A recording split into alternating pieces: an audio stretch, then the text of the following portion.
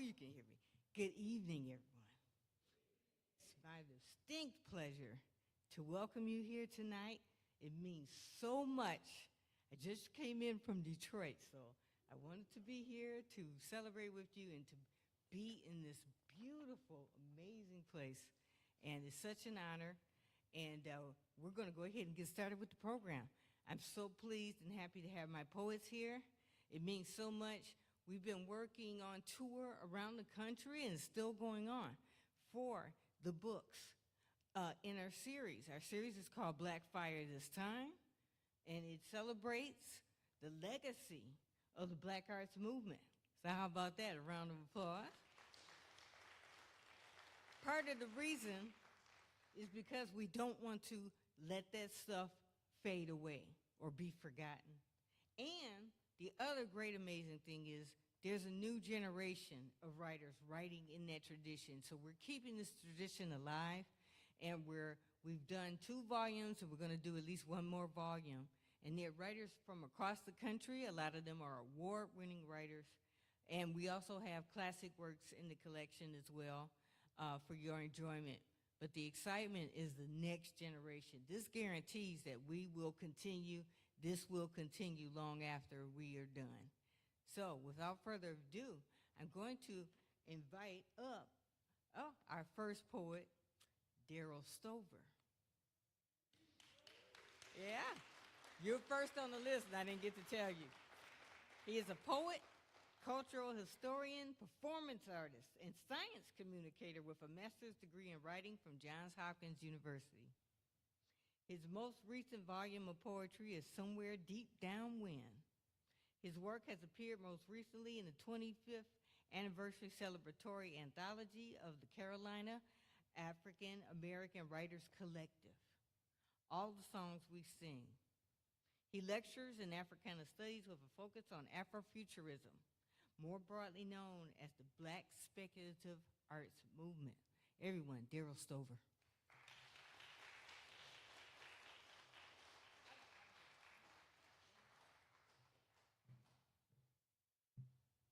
Who stole my voodoo? By the time the comet came back again. Who stole my voodoo when we were visited by AIDS, my friend? Who stole my voodoo? Middle passage, hear my cries. Who stole my voodoo? Bones beat, blues gods, arise. Who stole my voodoo? Africa's children do know.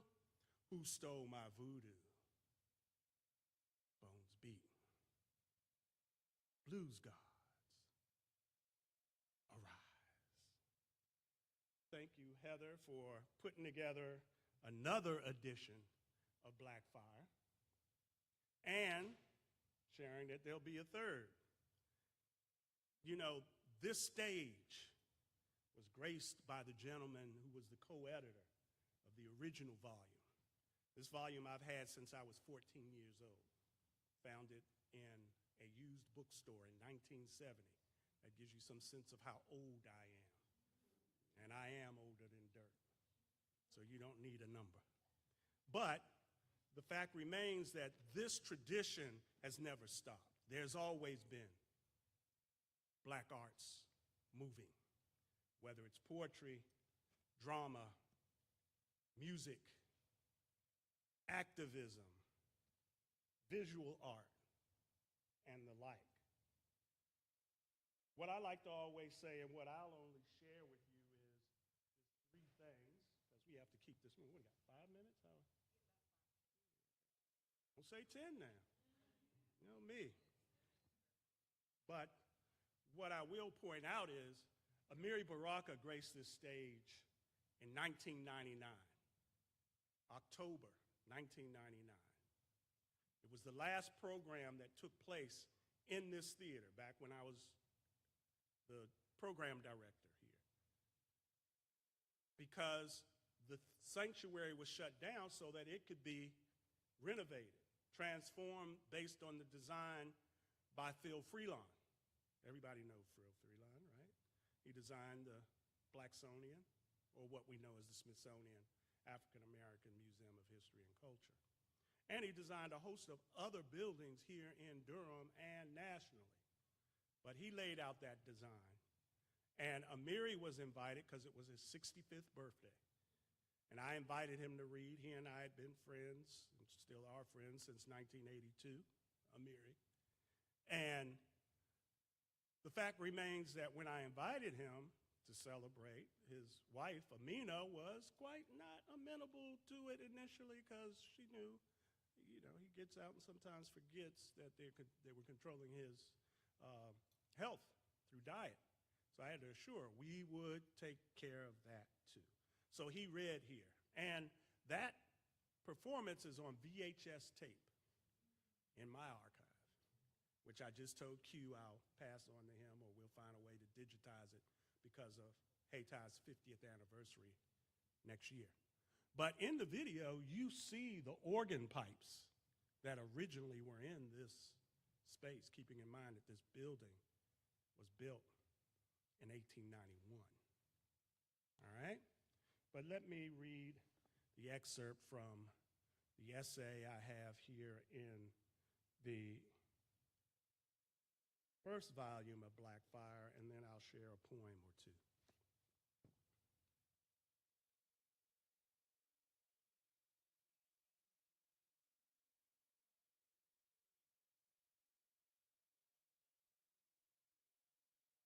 I did print this out, but I left that on my desk at the Museum of African American, the Museum of Natural Science, which is where I work. So let's flip through here and find my page. How many people have ever read some of Amiri's work? Let me see your hand. So for me, my first time reading his work was in his collection of essays called Home, because it was a volume that my mother was reading, and she left it around the house wherever she had set it down after reading it, and she used to say, I like this, man. I like what he's written. And so, yeah, I decided to read it.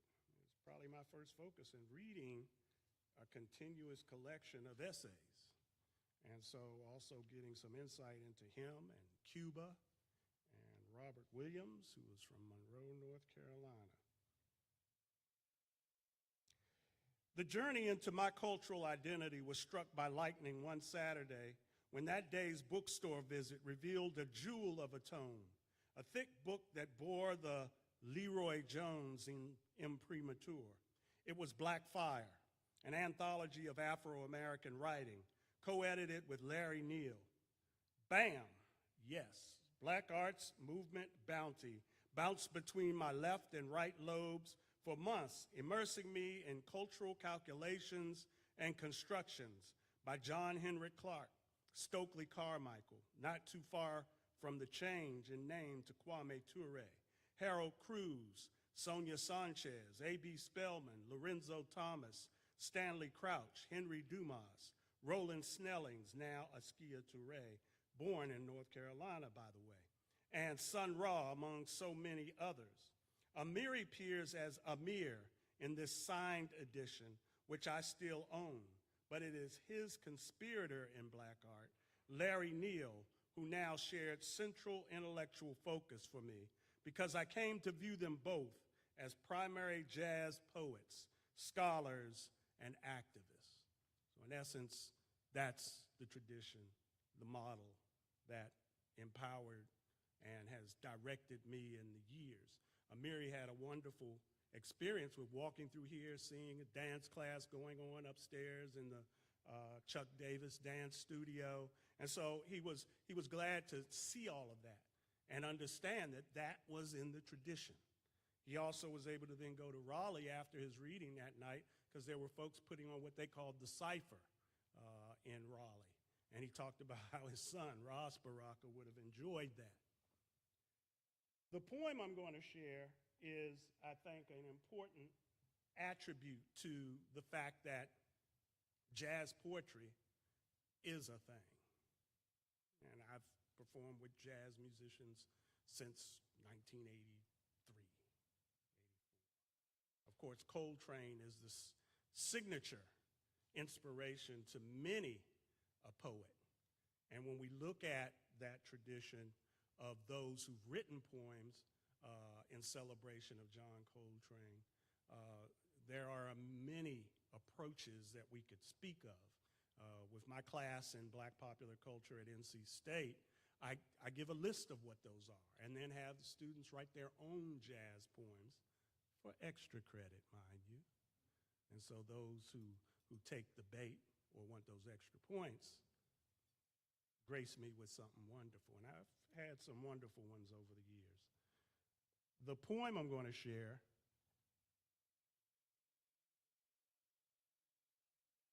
is actually not just a celebration of Coltrane as we know him.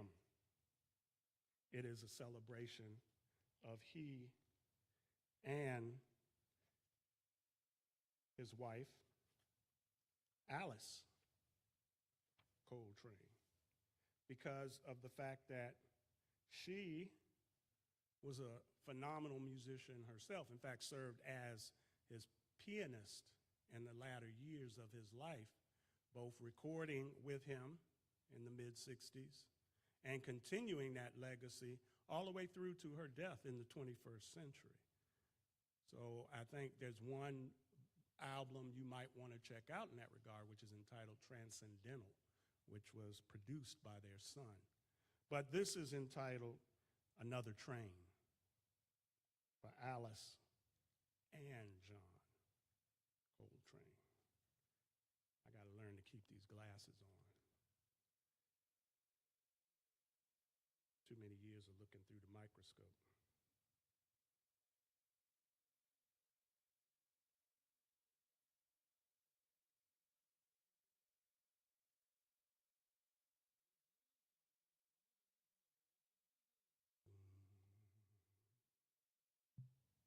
Doom, doom, doom, doom, doom, doom, doom, doom, doom, doom, doom, doom, dun, dun, dun, dun, da da da da da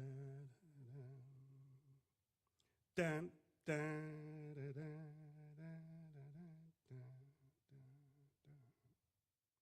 Love interludes between play, preacherly their piano and sax, raised in notes of the spirit, pews and pulpits, people full of grace to survive this place, swirled in their dreams, prepared for each other. A Detroit High Point organ-blessed singularity, coordinated north and south, churchical immersions, humble miles and years, hard bop approaches to sound, calculated in silence, his silence churning inside, silence she listened to, her harp admired in its own way, his peace and perfection, inspired in a booth in Birdland, back tight by the bandstand. He played something just for her, turned the planet cosmically out, turned us spiritually in. Now they play blues forever together for God. Dun, dun, dun, dun, dun, dun, dun, dun, dun, dun.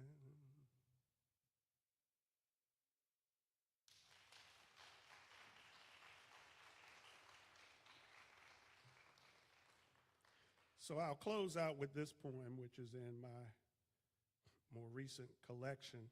This volume is because Amiri said so. I mean, Amiri started in 2010 telling me, we need a book from you. I know you. I know when your last book was.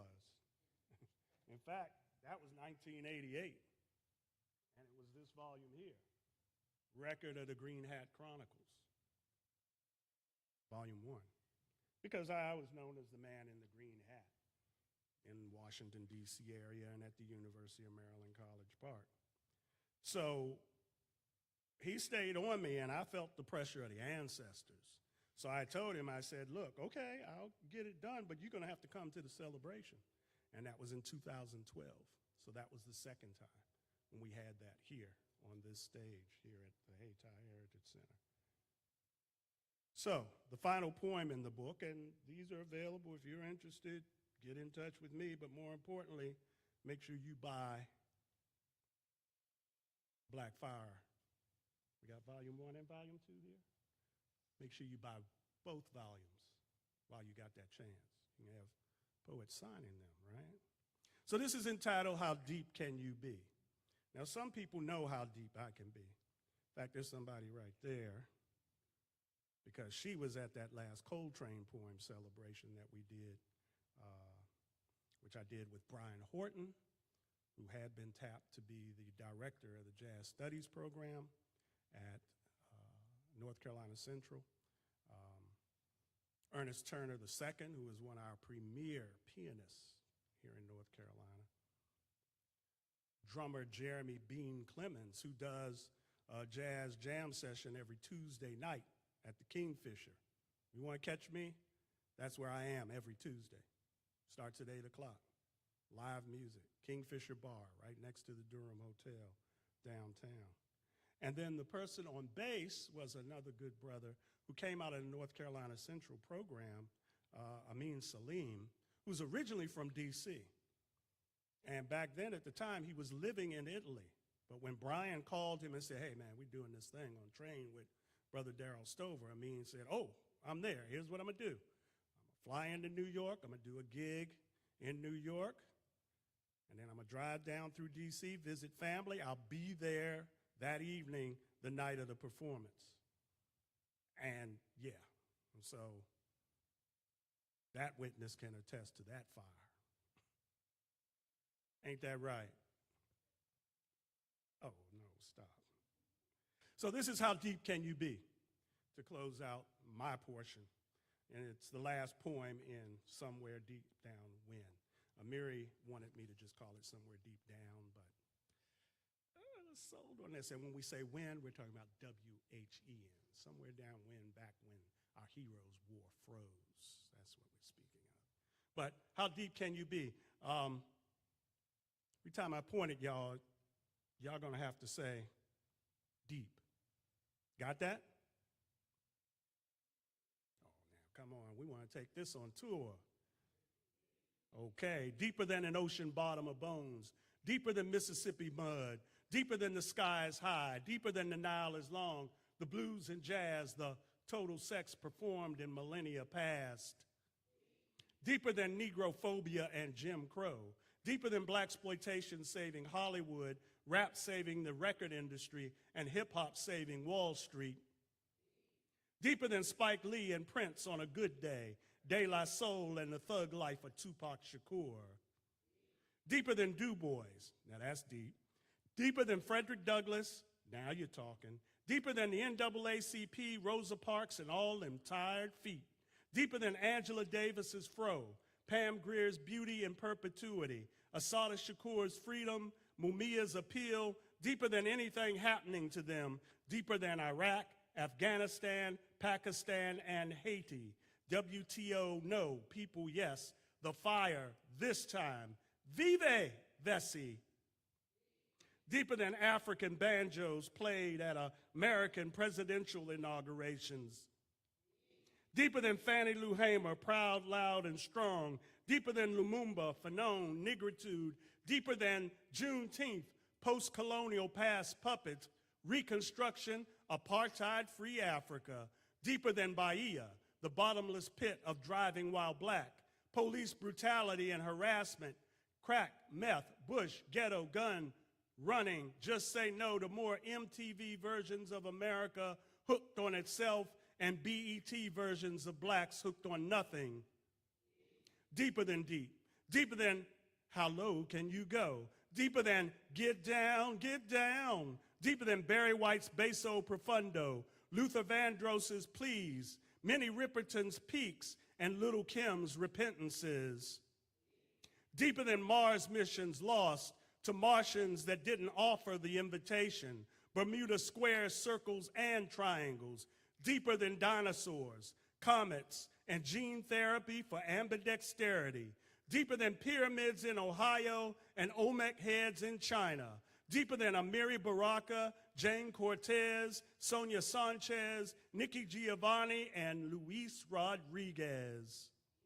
Deeper than the funky deep end of the pool at 4 years old, deeper than the Vatican and voodoo, deeper than the Himalayas are tall, deeper than 1 trillion computers computing 1 zillion equations in 1 googol of a second, deeper than Clinton's passion for Lewinsky, deeper than the street-bred pens of Iceberg Slim and Bukowski, deeper than the minefield of a library on final exam eve, deeper than hiding on the Underground Railroad needing to sneeze, deeper than Harriet Tubman shooting you if you wanted to go back, deeper than God's creation by evolution's miscalculations, a homeboy's life taken over some fly gear, genocide here, there, and there, deeper than speaking all the languages on the planet at one time, saying deep, so loud the universe flips to brown on the other side, simmering into a tasty salmon cake eaten by the grandmother of God, washed down her deep throat with grape Kool-Aid spilled on the obituary of the last poet.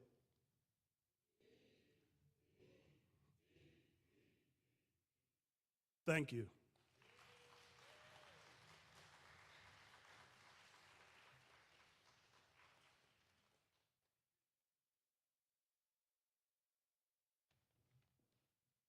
Everyone, another round of applause for Darrell Stover.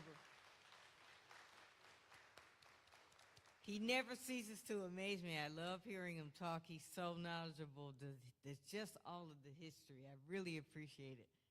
Wonderful. We've got to keep this moving. Our next poet is going to be Leonard Moore. Leonard, would you please come up? Leonard Moore is a poet, fiction writer, essayist, book reviewer, public speaker, photographer, and the author and or editor or co-editor of several books, including All the Songs We Sing, The Geography of Jazz, One Window's Light, and A Temple Looming. His literary works have appeared in African American Review, Callaloo, North American Review, and several others. He is the founder and executive director of the Carolina African American Writers Collective and co-founder of the Washington Street Writers Group. He is the recipient of several awards, including the North Carolina Award for Literature, the Haiku Museum of Tokyo Award, and the Margaret Walker Creative Writing Award. Everyone, Leonard Moore.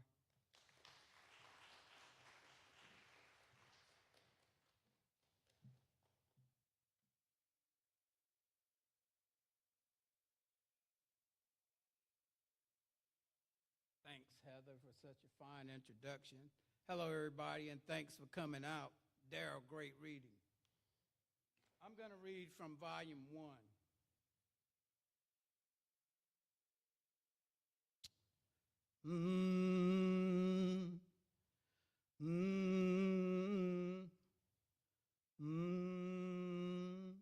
Summer Blues for George Floyd. I wish you were here for your children, tall, tree-like to guide them. Say, I wish you were here for your children, way up tree-like to guide them. You don't know how bad we just hurt.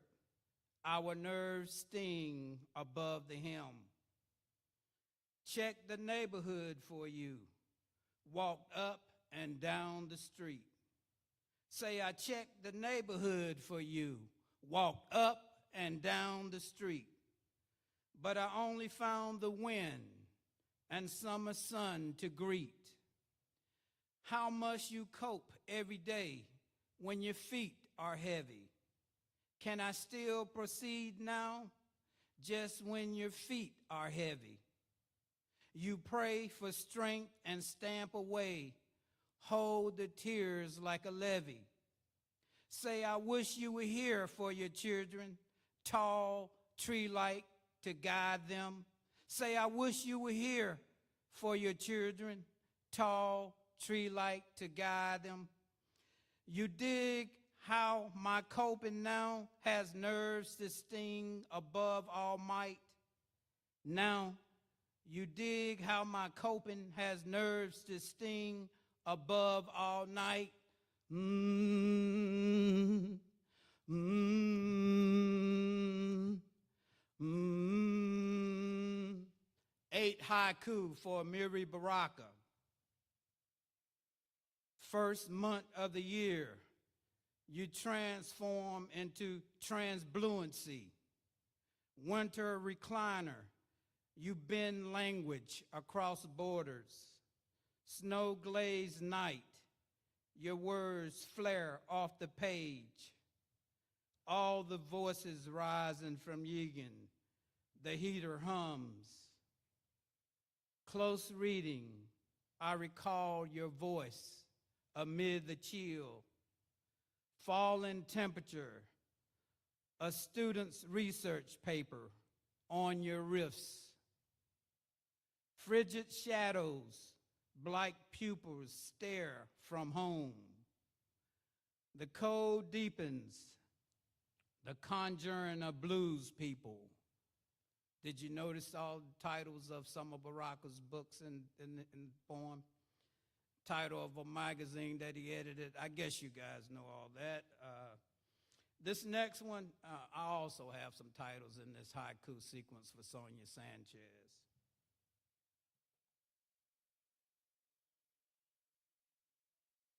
And so this haiku sequence deals with jazz. I won't say much about it.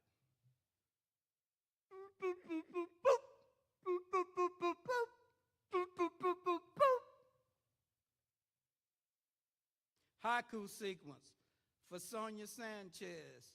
You hold notes, wake the dormant trees, the wind's breath.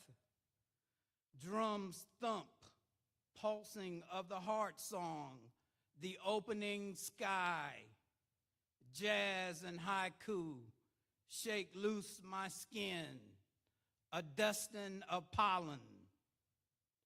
Insistent running of the long river, your acapello, my black hands cupping the sunlight, jacuzzi bubbles, orange lilies bow, your noontime strut up the sidewalk, rain long gone. I recite the syllables of your language. Evening walk, I catch your riff in my voice. Boop, boop, boop, boop. Boop, boop, boop, boop. Boop, boop, boop, boop. Thank you.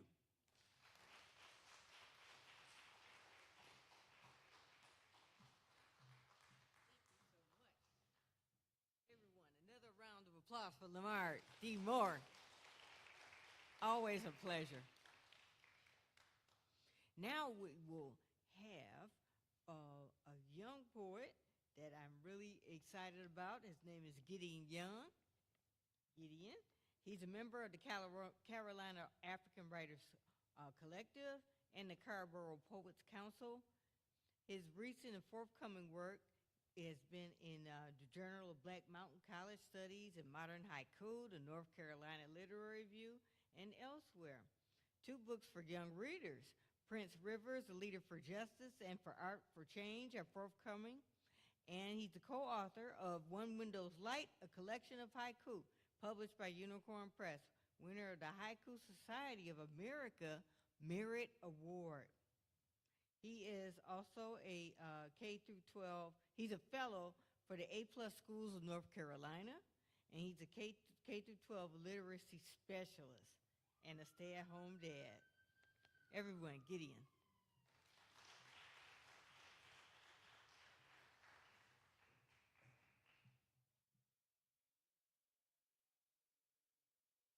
Thank you, Heather. It's lovely to see you all.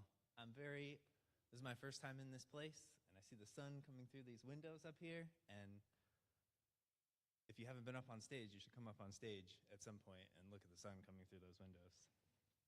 I'm going to read 2 poems from Blackfire this time, Volume 2. I'm a stay-at-home dad is my main role. I'm an educator. I'm always thinking about kids and education and people and how we can move forward through education, especially public education, and how it's under attack in America and around the world. Thinking about the 2 poems I'm going to read, I'm going to play a little flute, but before I do that, I'm going to talk a little bit about these poems. The first one is going to be The River, which is a remix of a poem by Robert Louis Stevenson. He wrote the poem The Swing, which is a very lovely, idyllic childhood poem. How do you like to go up in a swing? I'll sing it. But that's not the childhood I had, and it's not the childhood that many of us had. And so I remixed the words in that poem to especially commemorate a young mixed boy in Massachusetts who was noosed and lynched off a picnic table by other kids at the playground, and a little bit about how childhood in America is different depending on the color of your skin. The second poem I'm going to read is a Quansaba Crown, and it's about my kids, it's about me. It's a lot of hope, it's a lot of life, and it's 7 Quansabas. Quansabas were invented by Dr. Eugene Redmond. It's a form of poetry. 7 lines, there's 7 words in each line, and none of the words are longer than 7 letters. All right. First, I'm going to start with the flute.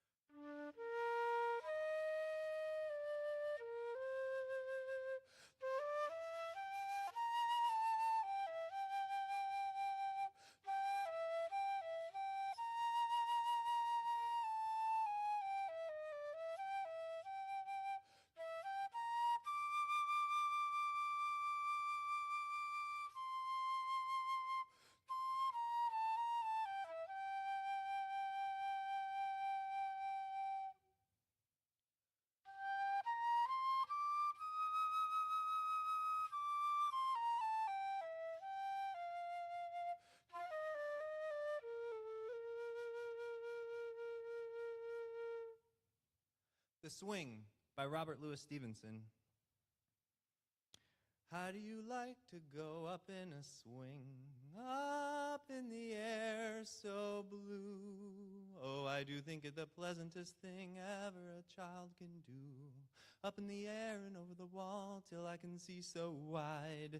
River and trees and cattle and all over the countryside. Till I look down on the garden green, down on the roof so brown.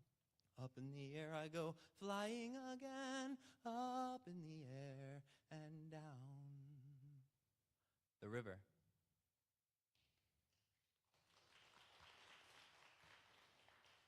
Thank you. The River. So brown up in the air, a child swings. The air so blue, all over the country, the air so blue. We sing the pleasantest things. We sing, a child can do anything. Up over the wall, child. Look on the garden green, child. How do you like the river, child? The river deep down blue. You flying child, you green child, you brown child. Look wide. See the country. How to till the garden, child. How to till the river. Child, look up. See how all over the country brown bodies swing. Quansaba Crown. This country says you were born flying in the face of its oldest rule, brown and loved. We lift you up, cradle your warm face to our faces, the murmur and spark of your skin. Your blood crossed over ocean and swung the lash. Your wings, gold and fire.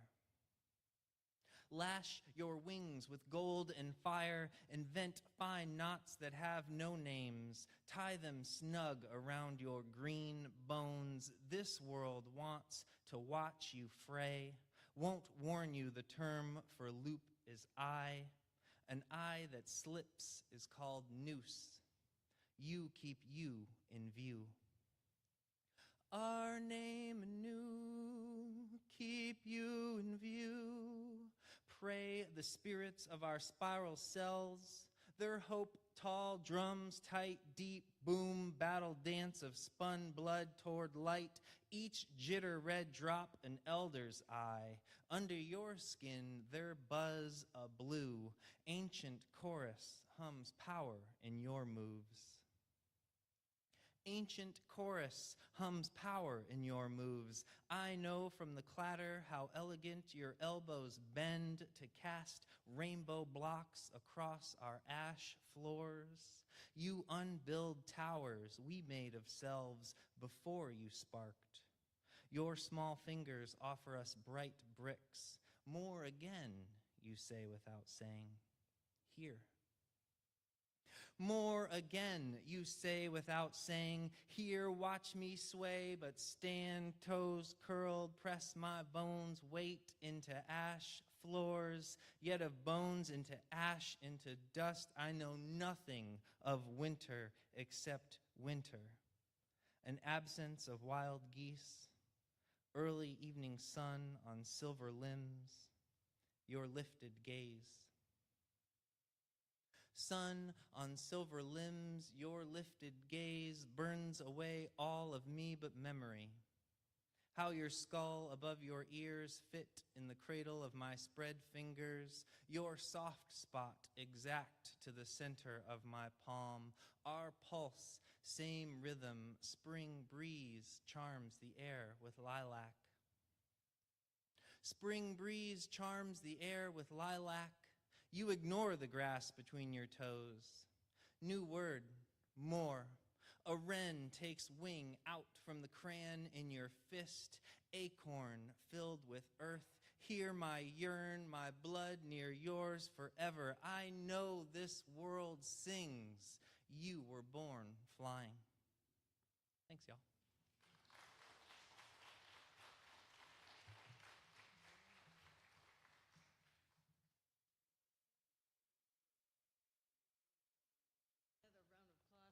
Young.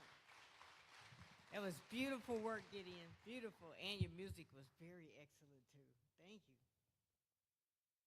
Next, I'd like to invite up Lamont Lilly. Is Lamont here? Lamont Lilly. He's here? Okay. Oh, Lamont. All right. You're up.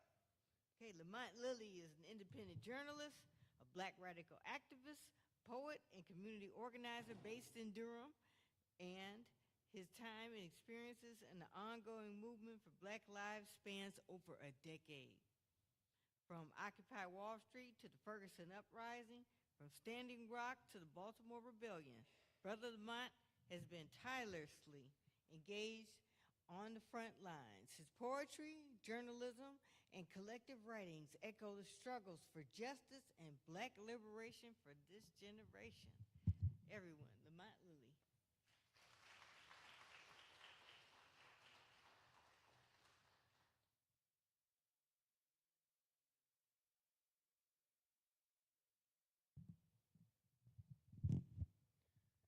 It is our duty to fight for our freedom. It is our duty to win. We must love each other and protect each other. We have nothing to lose but our chains. Repeat after me, you all. It is our duty to fight for our freedom.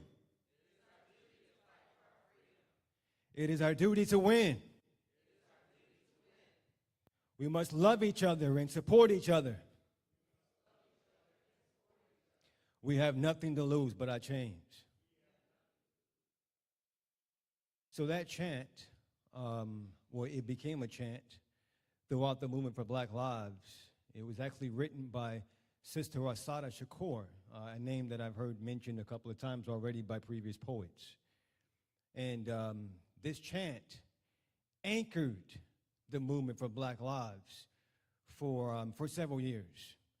From Ferguson to Baltimore to Charleston and many, many other cities throughout the country, we would open up a space, a protest, a teach-in, a street rally.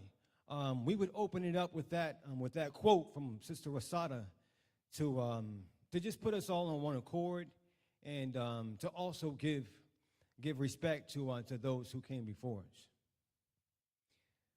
My poetry, honestly, you all, is not from a very formal background. I don't come from an MFA program. I don't even come from an English department. I come from the movement of what I just described.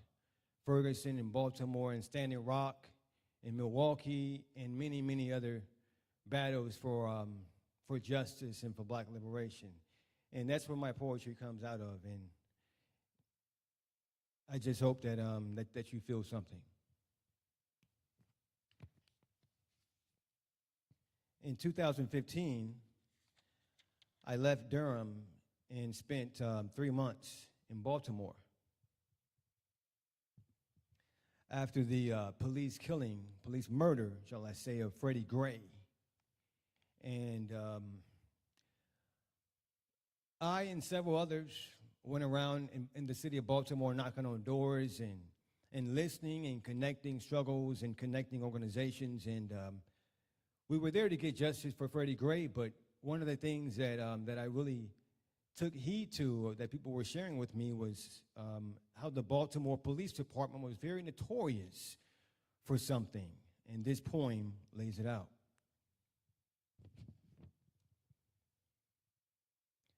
In Baltimore, if you're black, they just, excuse me, y'all. In Baltimore, if you're black, they'll just sprinkle some crack on you and call it a day. Call it legal, call it justice, and call it arrest. And then, when they're taking your black ass in to the county jail, they'll call the media, call the press, call the newspaper so they can call you crazy, call you guilty, and call you ghetto. What they won't do is call you a minor, call your parents, call the community so we can call you innocent and call for your release. Nah, the police won't do that. In Baltimore, if you're black, they'll just sprinkle some crack on you and call it a day. A full day's pay, and tomorrow, on to somebody else's child, and they'll be calling it good police work.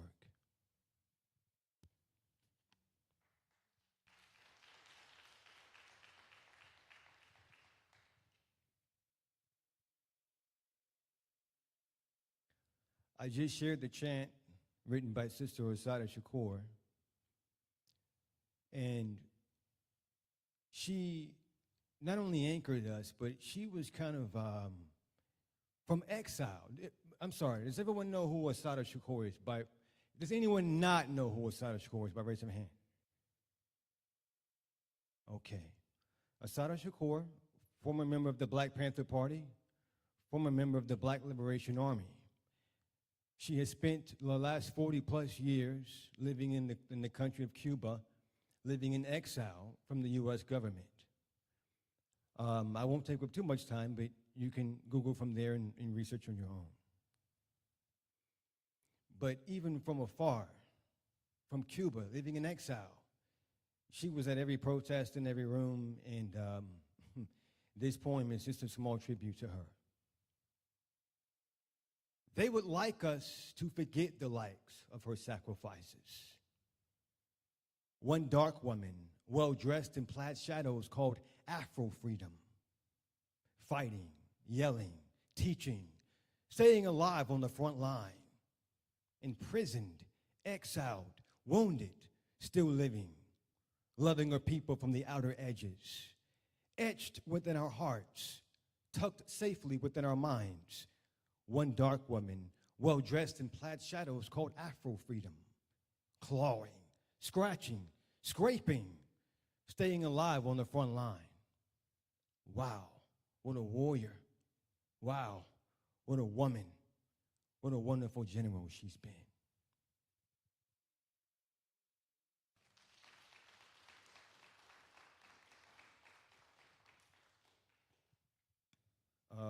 In addition to many of our elders in the Black Panther Party and organizations like SNCC, and one of the things that we also really held on to within the movement for Black Lives, and I really kind of date this from like maybe 2012, 2013, all the way down to George Floyd 2020 and post. But we held on to things Black. And coming out of these cities and on social media, Twitter, some of you all may have heard the term unapologetically Black. Anybody heard that term?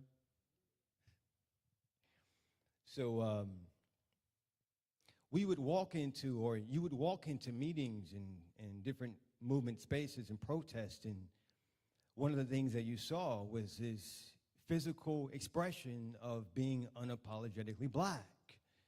And one of the forms that took was expressing it through our hair, as I see in this room right now. So you had locks, and you had short doobies, and you had cornrows and braids, and to be in these spaces was so beautiful for so many reasons. But this poem speaks to that small bit of expression through our hair. The poem is called All Natural. I like the kind of hair that will stand up for its rights, the kind that kicks, screams, and protests, the kind that resists and boycotts with every coil, the kind that fights, riots, and rebels, the kind that won't be quiet for nobody, the kind that won't be anything but Black, the kind that refuses to relax. Repeat. I like the kind of hair that will stand up for its rights, the kind that kicks, screams, and protests, the kind that resists and boycotts with every coil, the kind that fights, riots, and rebels, the kind that won't be quiet for nobody, the kind that won't be anything but Black, the kind that refuses to relax.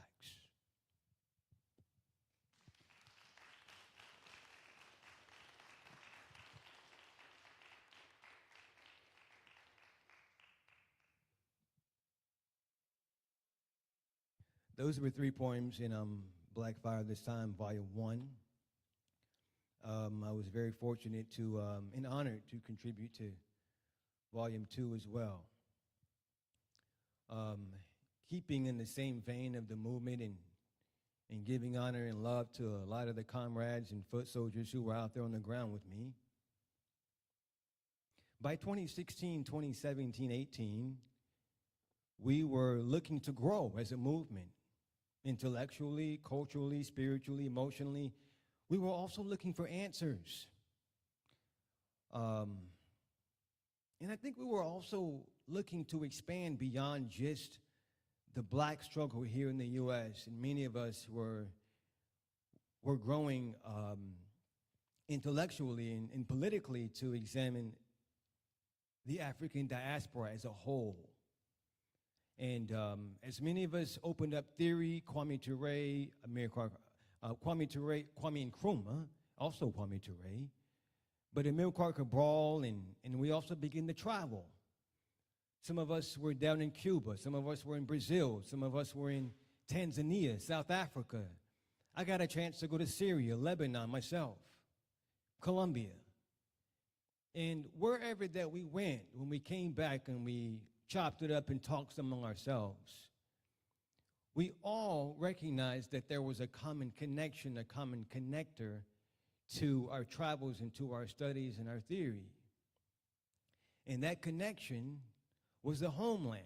It was the African continent, a connection to all of those various different locations and people. And this poem, called Bloodline, is a small tribute and highlight of that. My bones still remember you. How home loves all of me.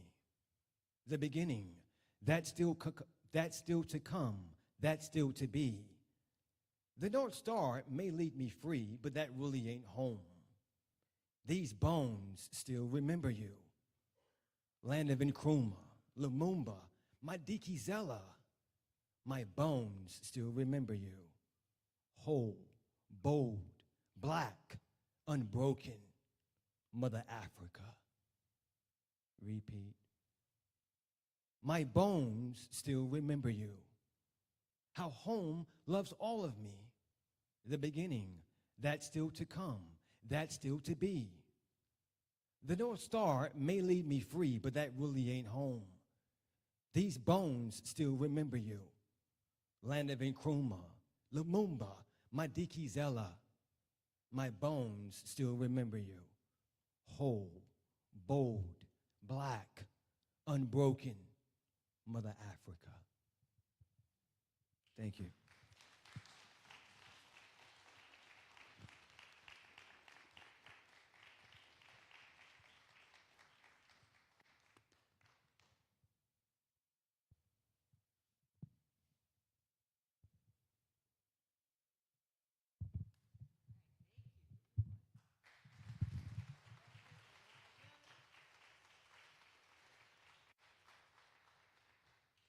More importantly, let's thank him for his awareness and for his work, for what he does for all of us. Thank you, Lamont.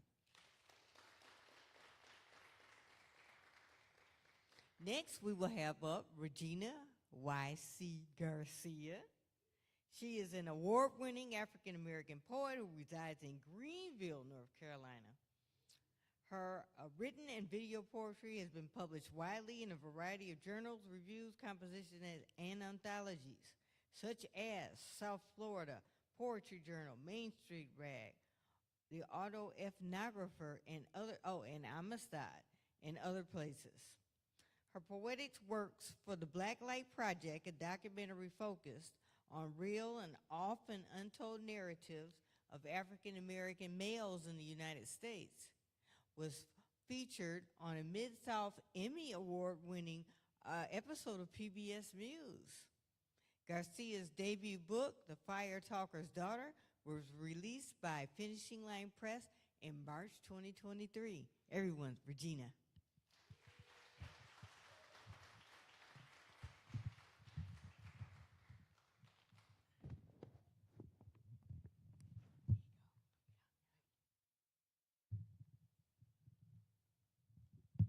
I'm just a little vertically challenged here.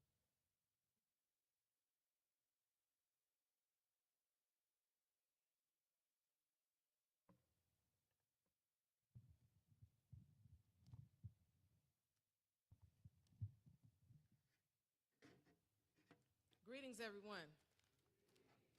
I am Regina Y.C. Garcia.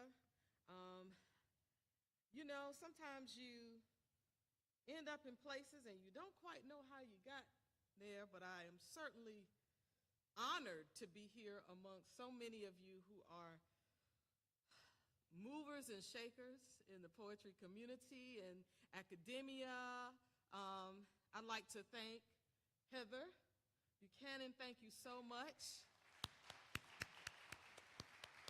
for allowing us to come together. I feel real special because I'm just a little bit different from everybody else, right? But I am, like I said, very excited to be here. I feel like I've been on fire for a long time.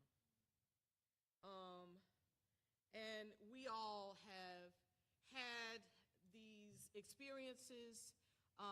We carried these experiences of what COVID-19 wrought within our country and indeed around the world.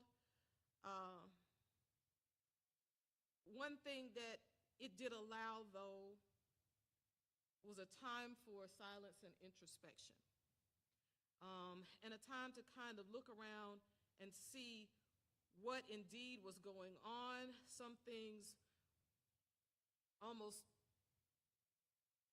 broke my heart in two.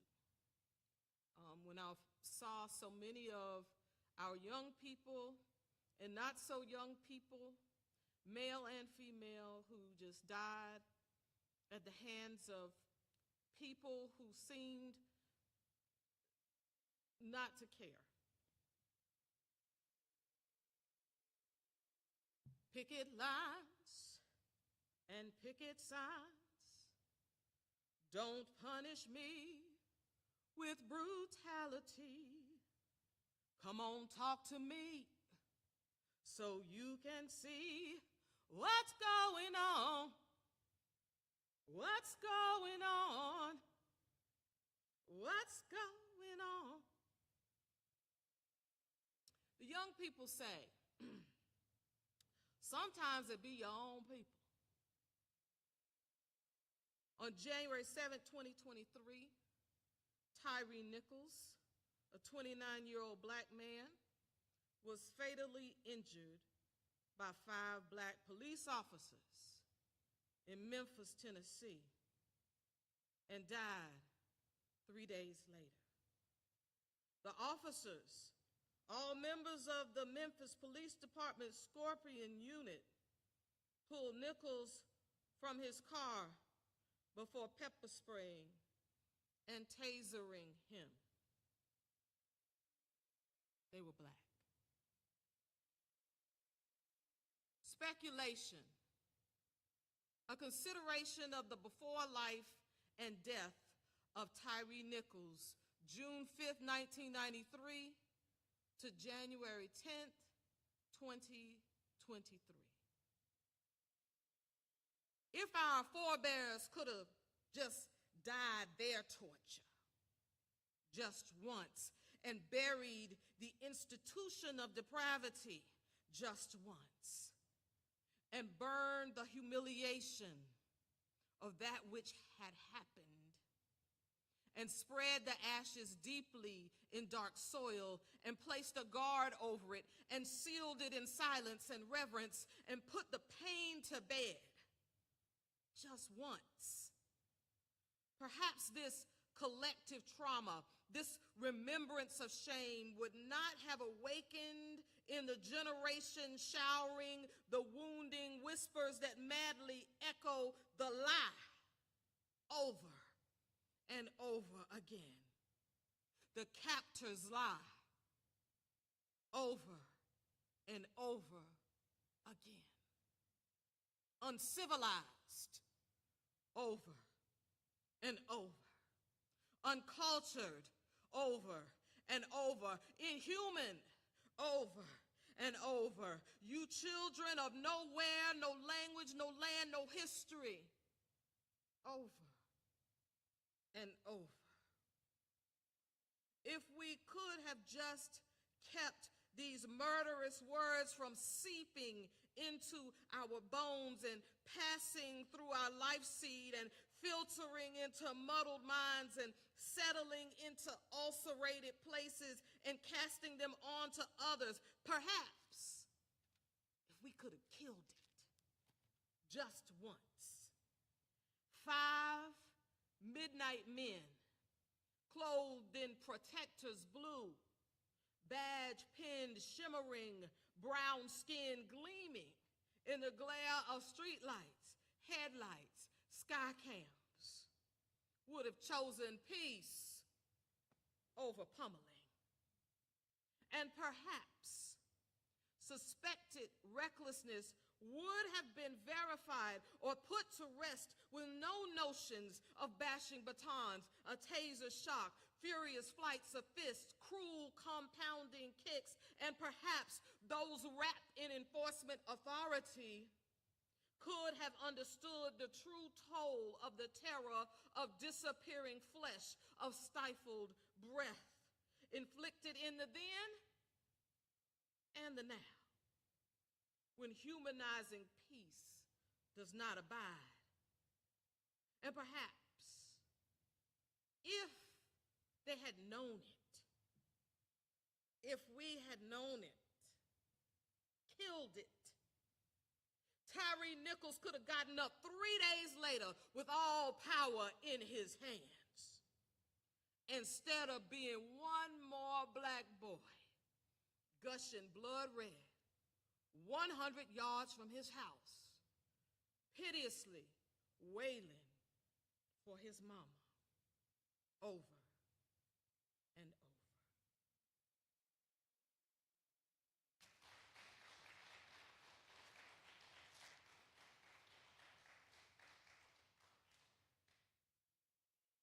That was in Black Fire This Time, Volume 2. And I wanted to start with that because I wanted to go up from that. But certainly that issue, and I'm sure almost all of us in here remember that particular incident. And I struggled with that for a while, as we often struggle with other things. And it's not that we are different in regard to any other people. People generally prey on their own people. But it feels compounded because we get it from other places. But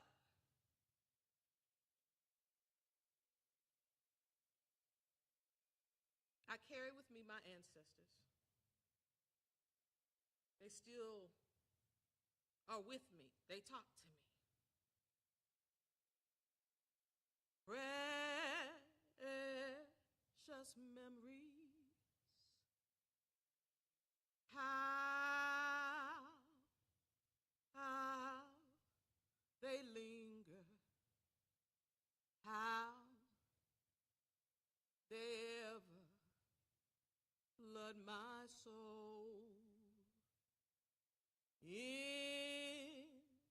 In the stillness of the midnight, precious sacred scenes unfold. Afro-futures, unnamed nonce. Black is a well. Black is a well, deep. That is what must be said. Deep and dark, dark, deep like a well stretched, bottom unending. That is what must be said, unending and full, unending like invisible tears, bitter and sweet. That is what must be said. Sweet like knowing. Sweet like whispered promise, like oracles, like prophecy. That is what must be said. Prophecy like hope quietly prophesying, being sentient like sentient histories, dead and living. That is what must be said. Living and creating living from no way, like sending way buckets into blackness. That is what must be said. Blackness and lifting eyes towards dark skies, like skyways, folkways, diaspora, Sankofa. That is what must be said. Sankofa, remembering, gathering for today and tomorrow, like tomorrow is a well, beautiful and black. Black is a well, welling in my soul.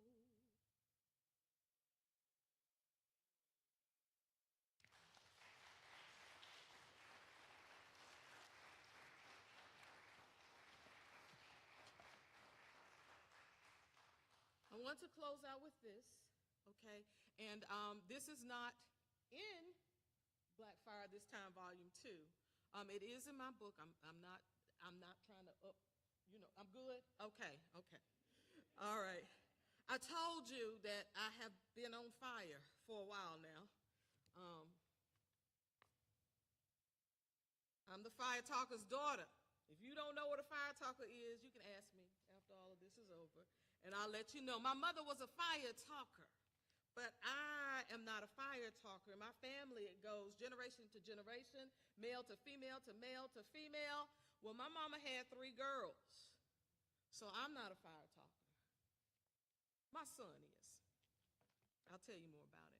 But actually, this is the last poem in the book, and in honor of Black Fire This Time, Volume 2, I wanted to share with you. This fire tastes like... This fire won't look like the last ones did. Sin souls torn up, crying, wandering, wondering how to get love back, how to fix life, how to repair. The last fires tasted like loss, tasted like shame, tasted like despair, tasted like mourning, tasted like no way out, tasted like no way back, tasted like Tulsa, tasted like Elaine, tasted like Watts, tasted like Wilmington, tasted like Greenville, North Carolina, and Old Epps High. Tasted like all that it had consumed. This fire tastes different, though. This fire tastes fed up. This fire has eyes set beyond loss, beyond prison, beyond death, beyond the graves. This fire has new eyes fixed on that new Jerusalem. New fire going to propel these children into promised land. They won't need the water of the oppressors because they are children of living waters and raging fires, an earth that has promised fertility yet pushed out weeds to choke and distract. This fire tastes different. It tastes like energy, tastes like righteous fury. Its fuel is dark kindling root. It will combust from a place so deep, so misunderstood, so underestimated that it will not be contained. This fire tastes different. It tastes like resolve. It will reject any attempts to thwart combustion, the internal combustion. It will incinerate attempts at trickery, for it has seen the video and believes. It saw murderous hubris. It saw the dead that were tried for dying. It saw the solid stance of patronizing defiance of other fires. It saw the lies, stifling, acrid air. This fire tastes different. It tastes alive. It will not stop until there is nothing left that can stop it. It will then scoop the ashes and build Jerusalem. Yeah, this fire tastes different. This fire tastes like revelation. This fire tastes like change. This fire tastes like hope. Thank you.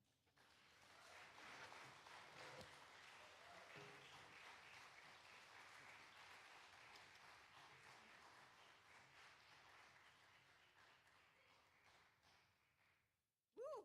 Another round of applause, Regina Garcia. So powerful. I really enjoyed that. Everyone, next to last is a very special person that I want you to hear his work. Elijah B. Pringle. Elijah, oh, there he is. Elijah B. Pringle III.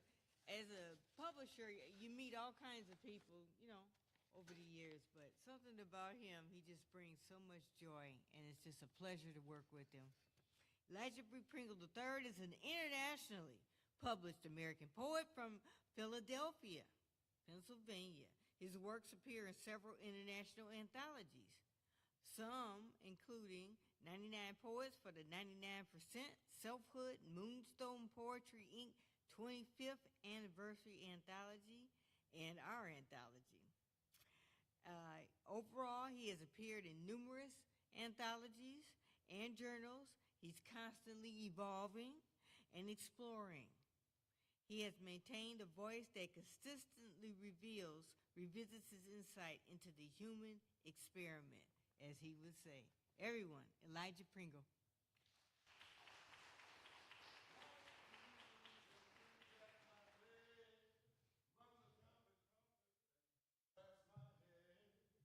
Shade is torn by the dawn's early light. Thank God the moon wasn't out late last night.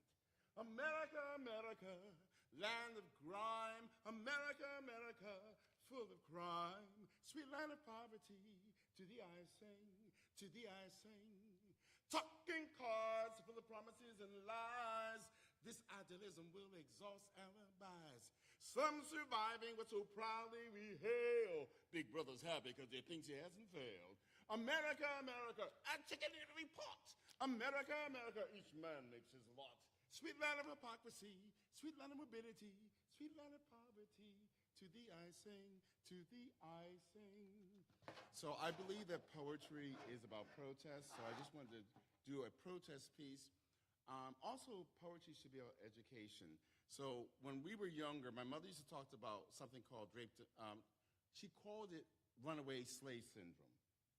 And we thought my mother was, she didn't drink, we thought, but she must be drinking. She's crazy. You know, there's an illness that made slaves run away. And then, after she passed, I discovered the word drapetomania. Drapetomania was an illness that slaves would get that would cause them to seek freedom. The poem is called Social Distancing or Drapetomania. Only social distance we've known is justice. 6 feet can be either horizontal or vertical. Si es país de separado or 6 feet under, justice has kept this distancia para mí. The end of justice is injustice. Injustice is alive. It is not a virus. It's a bacterium that swarms in a petri dish, a culture of white supremacy. It propagates on denial, festers on flawed logic and rationale, increases exponentially on hatred. It is not a healing or helpful strain.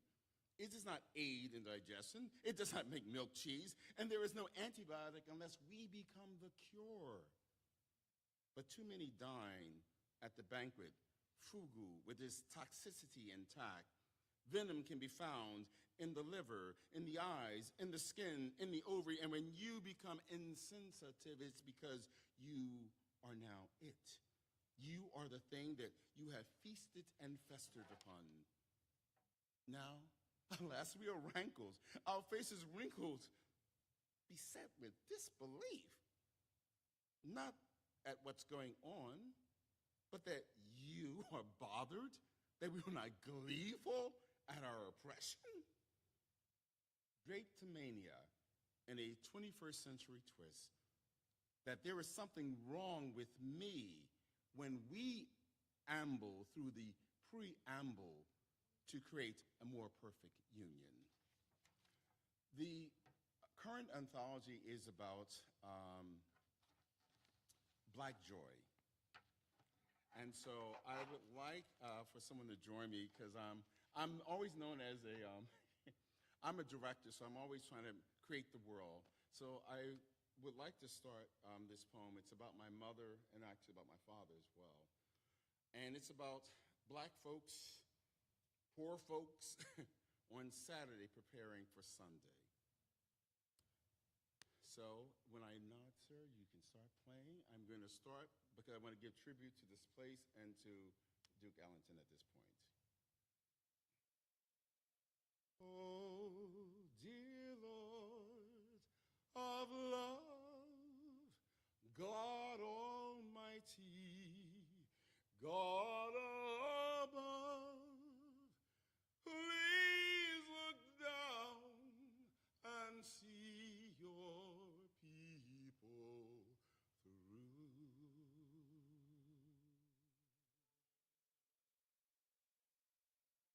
the same fashion Daddy's arms would rest on the torn edge of his seldom used easy chair, which sat lonely in a corner trying to be unseen. Mom's arm would rest on the lip of the basin, bending over a sink made white with comics. Water would dance between strong, sturdy hands as she scrubbed vigorously, puff of smoke stockings, to remove the dirt and dust collected from the week. When she would fix the kids for school and please her man. After the day's work for money to close the gap between can't afford and thrift shop bargains, second-handed stuff that was given another chance, the ritual familiar made us all comfortable. We knew it was Saturday, soon to be Sunday. Mommy's steps were bunions and corns then, the bottom of her feet black from the walks, barefooted, because her shoes were too tight, and so was money. And I needed sneakers, just so that the white kids wouldn't laugh at me. Or we needed something, always something, but Irish soap lathers up real good when you rub them against used nylon stocking, about to be glory bound in 8 hours. After they had dried in front of the heat vent, even in summer, the ritual meant everything. Lord, come down and see your people through.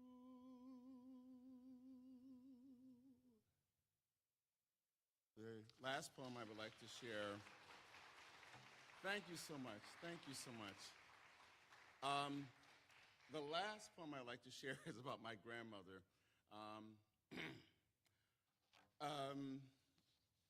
Little Kim had nothing on my grandmother. That's all I'm going to say. My sister's probably like going, stop it, stop it. But Little Kim had nothing on her.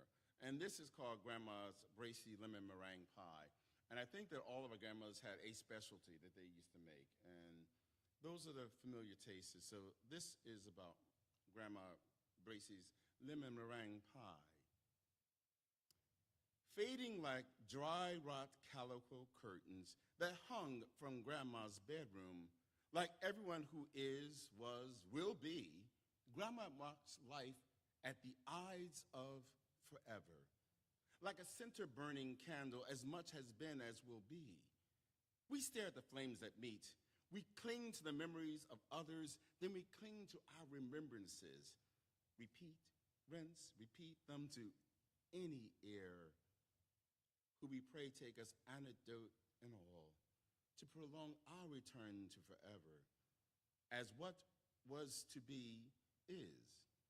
Forever is marked by Grandma's cussing and gin and the smell of her joint ointment, which unfurls her hands so that she could cradle us, holding on to see all of her grands, endowed with the bite and brazenness of Miss Wilhelmina, a sassy girl who never married and never regretted it, but who continues to fade like the glass ring on her coffee table that was left behind because of her pie, her lemon meringue pie, which made you lose your mind, or at least forget your coffee.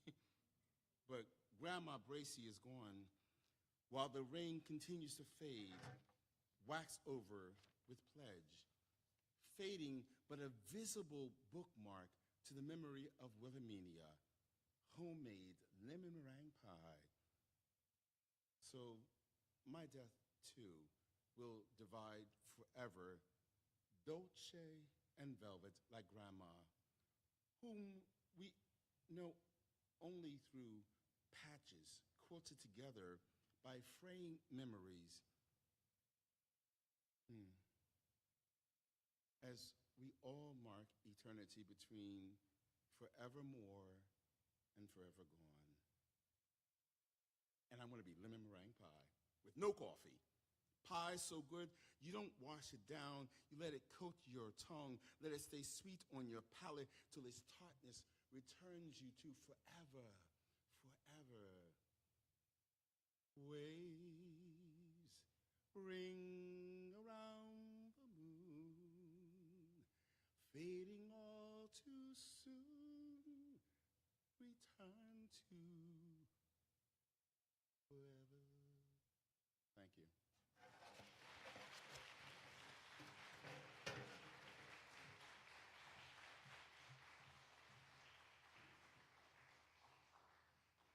Beautiful. Everyone, another round of applause. He always just, he brings it every time. And it's always so special every time. Thank you. Everyone, so now, last but definitely not least, Dasan Ahanu. He's an award-winning, well, before I even say all of this about him, I want to thank him so very much. He helped make this event today. This is all his work, and I really appreciate it. He really came through for me when coming in late, and he took care of everything. So everyone, a round of applause for Dasan. It's such a pleasure, and it's so great to finally meet him in person. Everyone, he's an award-winning poet and performance artist. He's a public speaker. He's a community organizer, an educator, scholar, and MC, born and raised in Raleigh, North Carolina. He's an alumni Nasir Jones Fellow at Harvard's Hip Hop Archive and Research Institute, resident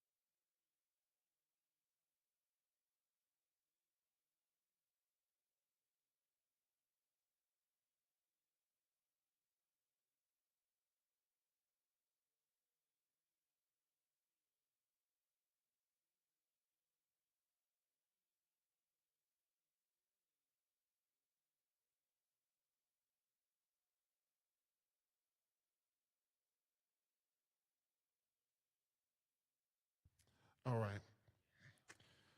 This is what happens when you're very familiar with the center.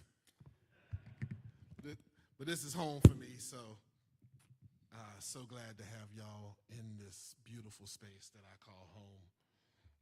It has taken very good care of me over the years, and it is now richer for your presence here and for all of the words that have been shared thus far. And once again, like you said, you can see I'm very familiar. All right.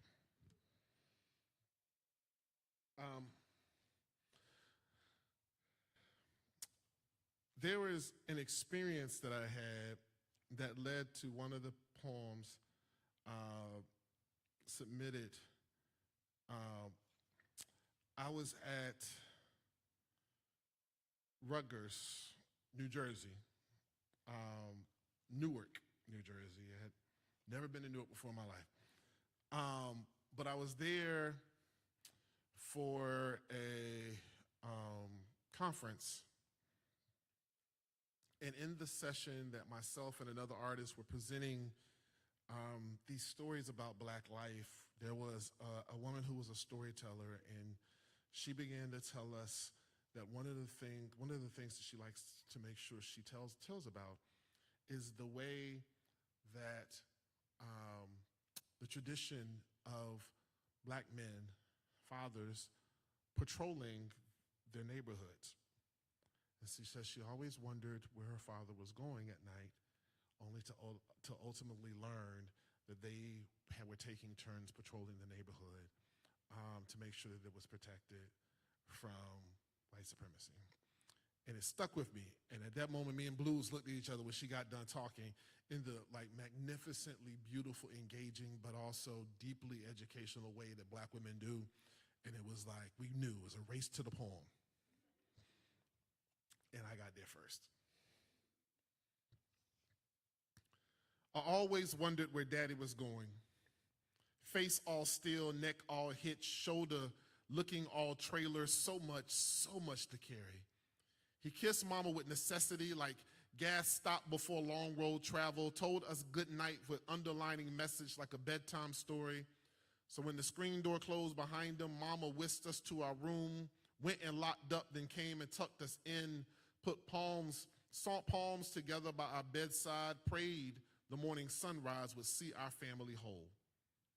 I didn't know what that meant, just knew that we never talked monsters in the closets. The most dangerous ones were beyond the front door. Outside was heaven and hell. Inside we slept in faith, woke to the smell of eggs, grits, and grace. Daddy sitting at the table like God's response. We gave thanks and ate that amen together. What fun we had at that table, what favor, what a joyful noise. The first time I realized Daddy had his pistol under his jacket was from a hug he didn't see coming. My chest got tight. I was worried. Good thing that I didn't know that he always stopped at the shed to get his rifle too. That was the first time I was ever afraid of the dark. Didn't know if it meant we'd have to eat breakfast alone. I had no idea what this ritual was all about, not until my cousin came to us with a truth I wanted to be more folktale than gossip. Seems card play and moonshine, way too loud for maintaining innocent, gave it all away. The night patrols, the shifts at guard at the end of town, the dedication and commitment to protecting your own, the sacrifice made to make sure ghosts never haunt your blessings. This was a cadre of fathers who knew that some saw sheets as fitting regalia for crusades to torture Black hope. So these men made sure there was enough ammunition within reach to say no and no more.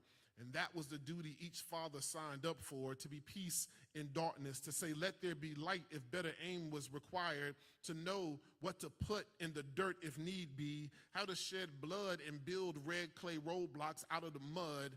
This here was a means to an end. It rested in the hearts and minds of the men who stood watch, fully aware that to be a deterrent required unwavering belief, because falter might lead to any sense of salvation hung, might lead the houses set ablaze as burnt offering to a devil of an idea that ain't no way there could be miracles that look like us.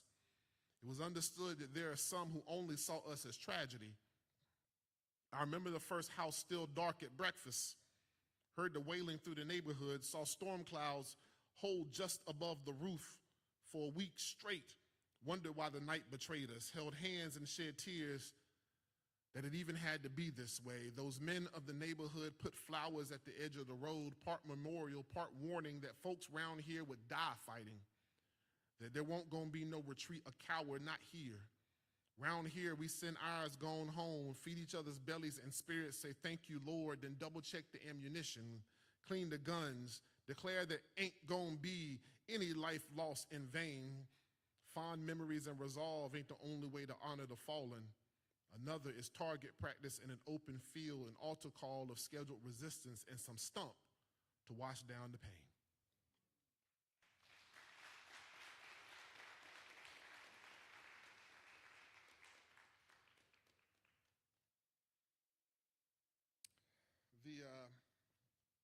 There's another piece in here. Let me see. Okay, all right. That usually doesn't work for people my height. Okay.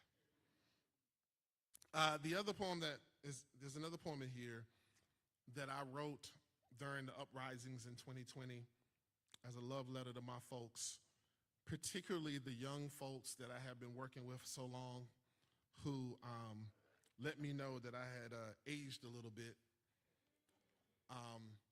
I remember when things happened and me and my friends were sitting in a room planning and organizing and getting ready to lead a demonstration and head out into the streets. And the first time I got the phone call for advice that we used to call our elders and OGs for. And I was like, I am at that age. OG, what we should do, and then we're planning on putting together a demonstration, and I was like, wow. And then just it stuck with me, and so I wrote this. It's called "To My People of Ash and Soot." Okay, I don't even know.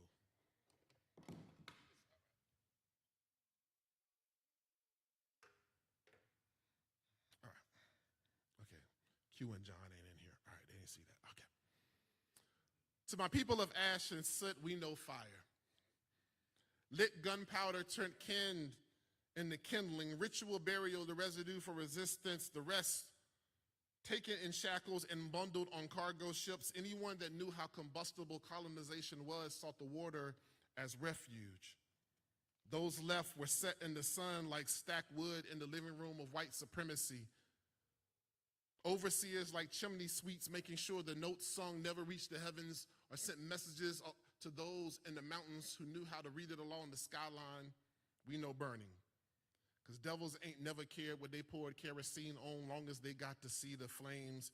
Lit match to gunpowder, lit match to body, Molotov cocktail to house, bomb to building. What else can you say about those who set crosses ablaze in front of the blessed like they were trying to sear away the truth that melanin was crucified for their sins? Sometimes I think we got stuck with a white Jesus because he needed to be wrapped in gauze from the 3rd-degree burns. We know ash and soot can script prophecy in the smoke, see the deadening as the promise of renewal. Know we got a covenant with the earth, and it will always help us turn desolation into ceremony. We just got to give our incandescent dreams back to the mother who helped inspire them. Sit at her feet as she teaches us to cook a phoenix from scraps and lay spread new hope like Resurrection Sunday.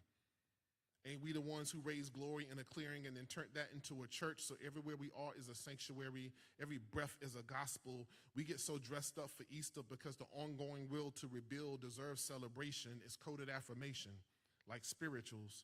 They told us how to get through. This pageantry tells us how to get on. Just think about the black and gray we cover ourselves in to send our beloved gone home. Don't it seem so fitting for us? I always wondered why the church house smelt smoldering, why the wailing sounded like sirens, why each tear held hand and I love you seemed so necessary. Soil got to be treated for a new blossoming, and we know what it is to work the fields around here. Know what it means to call magic from the dark. Know what it looks like to build from brimstone hell. They still mad that they made us craft this America and we didn't pyramid their empire in appropriate astronomy. So now they shooting stars trying to understand the resilience of the night sky. They believe they can win with fire. Ain't no blaze that can take our brilliance, can take our power, can erase our impact, can remove our importance. We still gonna know joy, still gonna cry and laugh. We still gonna create family and survival manuals, still gonna dance with the same legs that crumble in misery, still gonna succeed in the same madness they revel in, live full, be so powerful. We children of the sun will never be afraid of fire. We resilient, wonderful, charred. Genesis chapter 1, verse 2 will just make a movement out of the light.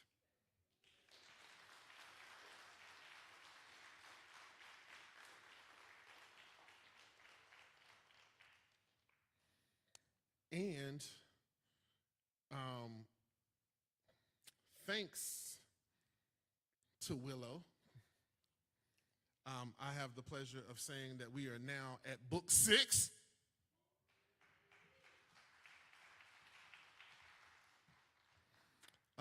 My last 2 collections were both published by Willow. The most recent is A Month of Sundays, A Journey Through Black Southern Christianity. My last 3 book full-leaf collections have been an exploration of Black life. The first was Everything We're Fighting For, an exploration of being Black in America. The second one, published by Willow Books, is Shackled Freedom, Black Living in the Modern American South. And then, of course, this is A Month of Sundays. In addition to having some beautiful, amazing poets in here, I also have some movement friends that have been a part of the journey a long time. And so these books are framed not only in exploration of Black life, but through the context of social justice. of arts and culture as a strategy for activism and for change. And so I'm grateful to Willow for allowing me to be able to put these into the world. And so my last piece is the epilogue of this book, because I think it's apropos to where we are right now in this gathering, and I feel led to call this gathering what I believe it is. And so, this place here where poetry be, we call this a Sunday in paradise. A meal fit for fellowship. This is a gathering of God's children, an escape from the burden, a refuge from the pain, a sanctuary, a haven for the hapless who daydream with the sun and find peace in the middle of the night, a beloved faithful who pray at midnight. Thank the Lord for another sunrise and don't falter at the sight of storm clouds, because round here, when the sky shed tears, we dance in the rain. This here be a dirt church, a body of believers who laugh like mass choir, pass wisdom like scripture, say amen and thanks for the blessing of a good word. Walking down to that front porch is like communion service. This slice of life is my experience, is broken for you, take it. So as you face your trials and tribulations, you will remember that you can overcome anything this world does to you. This ink is my covenant, poured out for the many who don't get to speak for themselves. Drink it in. Let it be a sign that you do not have to live in silence. Your voice is a revelation we have been waiting for. We call this a Sunday in paradise.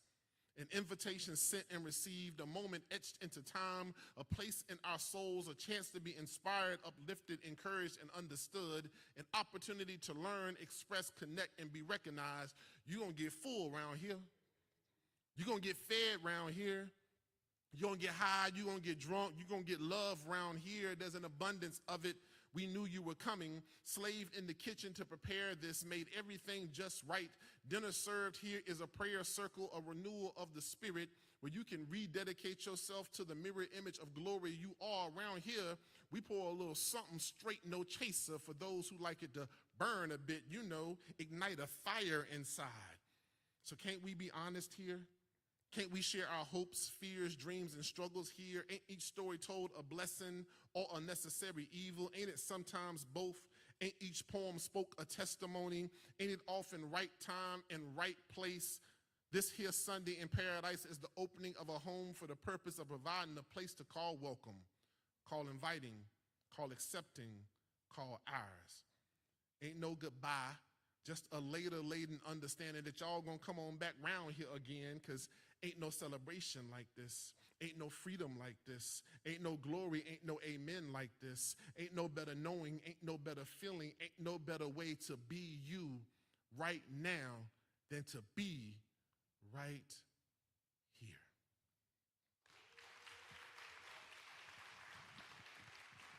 Books are for sale. Make sure y'all go out there, buy the anthology, and buy the books that Willow and the Queers have available today. Please support. Buy books. Buy black books. Buy books.